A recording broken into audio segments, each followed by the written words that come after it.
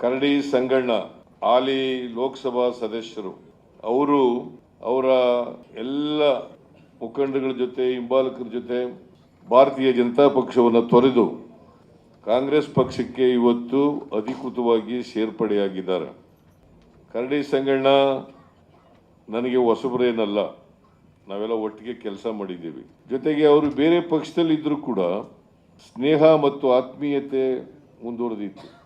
ನಾನು ಯಾವಾಗ ಸಿಕ್ಕಿದ್ರು ಕೂಡ ಕರಡಿ ಸಂಗಣ್ಣ ನನಗೆ ಬಹಳ ಗೌರವದಿಂದ ಮಾತಾಡ್ತಾ ಇದ್ರು. ನಾನು ಕೂಡ ಅಷ್ಟೇ ಗೌರವದಿಂದ ಅವ್ರನ್ನ ಮಾತಾಡಿಸ್ತಿದ್ದೆ. ಮತ್ತು ಅನೇಕ ಸಭೆ ಸಮಾರಂಭಗಳಲ್ಲಿ ನಾವು ಅವರು ಕೂಡ ಒಟ್ಟಿಗೆ ಸೇರಿದ್ದೀವಿ. ಅಲ್ಲಿ ರಾಜಕೀಯ ಪಕ್ಷಗಳು ಅವರವರ ನಿಲುವುಗಳನ್ನು ಮಾತ್ರ ವ್ಯಕ್ತ ಮಾಡ್ತಕ್ಕಂಥ ಕೆಲಸವನ್ನು ಮಾಡ್ತಾ ಇದ್ರು.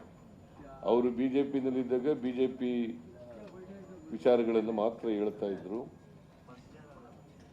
ಆಮೇಲೆ ನಾನು ಮುಖ್ಯಮಂತ್ರಿಯಾಗಿ ಅನೇಕ ಸಾರಿ ಅವ್ರ ಜೊತೆಯಲ್ಲಿ ವೇದಿಕೆ ಹಂಚಿಕೊಂಡಾಗಲೂ ಕೂಡ ನಾನು ನಮ್ಮ ಸರ್ಕಾರದ ನಿಲುವುಗಳನ್ನು ಸಾಧನೆಗಳನ್ನು ಹೇಳಿದಾಗ ಅವರು ಕೂಡ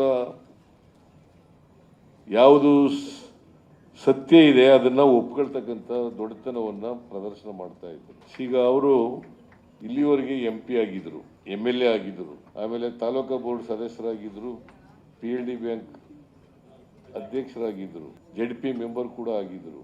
ಕೆಳ ಹಂತದಿಂದ ಬಂದಿರತಕ್ಕಂಥವ್ರು. ಮತ್ತೆ ಇಡೀ ಕ್ಷೇತ್ರದಲ್ಲಿ ಒಳ್ಳೆ ಹೆಸರನ್ನು ಹೊಂದಿದ್ದಂಥವ್ರು, ಜನಾನುರಾಗಿ ಆಗಿದ್ದವರು, ಜನಪರವಾದಂಥ ಕಾಳಜಿ ಇಟ್ಕೊಂಡಿದ್ದಂಥವ್ರು.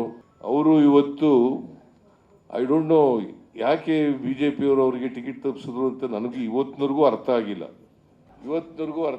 ಯಾಕೆಂತಂದರೆ ಲೋಕಸಭಾ ಸದಸ್ಯರಾಗಿದ್ದಾಗ ಒಳ್ಳೆ ಹೆಸರು ಕೂಡ ಮಾಡಿದ್ರು, ಒಳ್ಳೆ ಕೆಲಸನೂ ಕೂಡ ಮಾಡ್ತಾ ಇದ್ರು, ಜನಸಂಪರ್ಕ ಇಟ್ಕೊಂಡಿದ್ರು. ಅಂಥದ್ರಲ್ಲಿ BJP-ಯವರು ಇವರಿಗೆ ಟಿಕೆಟನ್ನು ತಪ್ಪಿಸಿದ್ದಾರೆ. ಒಂದಂತೂ ನಿಜ, ಯಡಿಯೂರಪ್ಪನವರು ಅವ್ರ ಮಗನ ಮುಖ್ಯಮಂತ್ರಿ ಮಾಡಬೇಕು. ಅದಕ್ಕೆ ಅಲ್ಲಿ BJP-ನಲ್ಲಿ ಎರಡು ಪ್ರಬಲವಾದಂಥ ಗುಂಪುಗಳಿದ್ದಾವೆ. ಒಂದು ಯಡಿಯೂರಪ್ಪನ ಗುಂಪು, ಇನ್ನೊಂದು ಸಂತೋಷ್ ಗುಂಪು. ಯಾರು ವಿಜಯೇಂದ್ರನಿಗೆ ಒಪ್ಕೊಳ್ಳಲ್ಲ ಅವರೆಲ್ಲರಿಗೂ ಟಿಕೆಟ್ ತಪ್ಪಿಸ್ಬಿಟ್ಟಿದ್ದಾರೆ ಈ ಸರಿ. ಇದು ಒಂದು ಕಾರಣ. ಎರಡನೇ ಕಾರಣ ಏನಪ್ಪ ಅಂತಂದರೆ ಅವ್ರಿಗೆ ಗೆಲ್ತೀವಿ ಅಂತಕ್ಕಂಥ ವಿಶ್ವಾಸ ಇಲ್ಲ. ಕರ್ನಾಟಕದಲ್ಲಿ ಹೋದ ಸಾರಿ 25 ಸ್ಥಾನಗಳು ಗೆದ್ದುಬಿಟ್ಟಿದ್ರು. ಗೆಲ್ಲಿಕ್ಕೆ ಸಾಧ್ಯ ಆಗಲ್ಲ ಅಂತೇಳಿ ಈ ಸಾರಿ ಅನಿಸಿರೋದ್ರಿಂದ ಅನೇಕ ಲೋಕಸಭಾ ಸ್ಥಾನಗಳನ್ನು ಬದಲಾಯಿಸಿದ್ದಾರೆ. ಎರಡನೇದು, ಮತ್ತೆ ಆಂಟಿ ಇನ್ಕಂಬೆನ್ಸಿ ಇದೆ ಅವ್ರ ಮೇಲೆ, ಭಾಳ ಆಂಟಿ ಇನ್ಕಂಬೆನ್ಸಿ ಇದೆ. ಸೊ ಆಂಟಿ ಇನ್ಕಂಬೆನ್ಸಿ ಇರೋದ್ರಿಂದ ಅವರು